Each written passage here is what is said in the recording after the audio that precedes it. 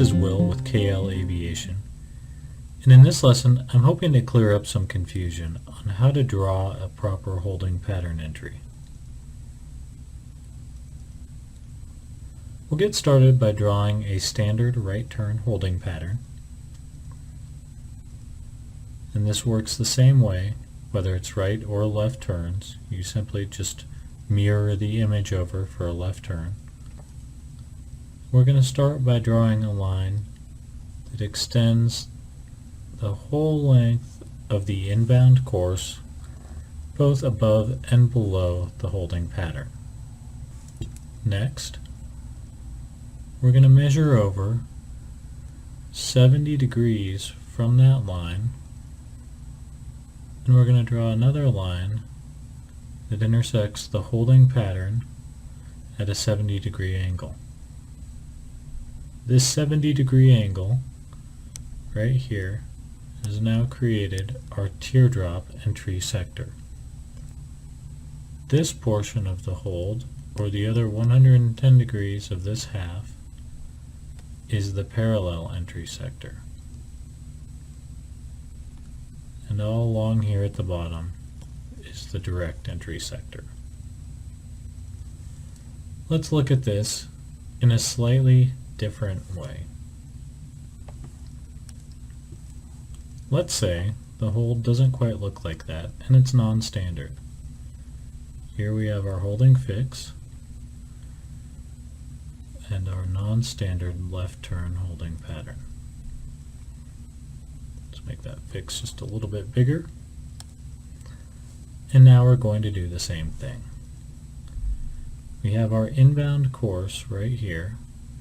So we're going to go ahead and draw a line that extends outside the holding pattern along the inbound course.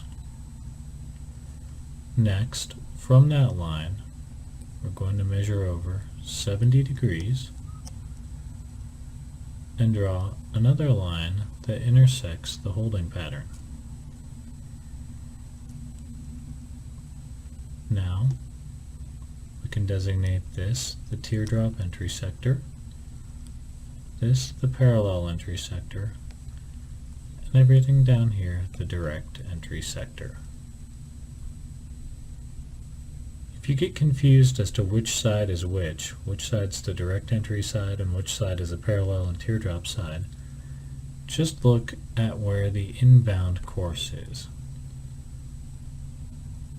The half of the hold that's along the inbound course is always going to be the direct entry half.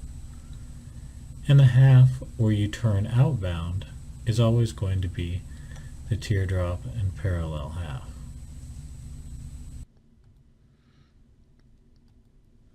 Okay, now let's look at this in a practical application.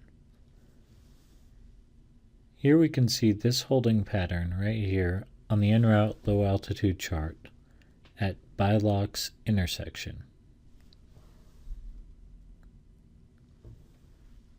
Let's say that we're coming down Victor 216 headed to the southwest. Our instructions are to hold at Biloc's as published. Let's determine this entry. First, let's draw out this hold here at Biloc's. We can see it's a right turn hold at that intersection. Now the first thing we're going to do is draw our extended line along the holding pattern as such. Then we're going to come over here 70 degrees and we're going to draw our intersecting line. Now, the inbound course is over here, so we know that this is the direct entry sector. This big sector over here is the parallel entry sector, and the smallest one down here is teardrop.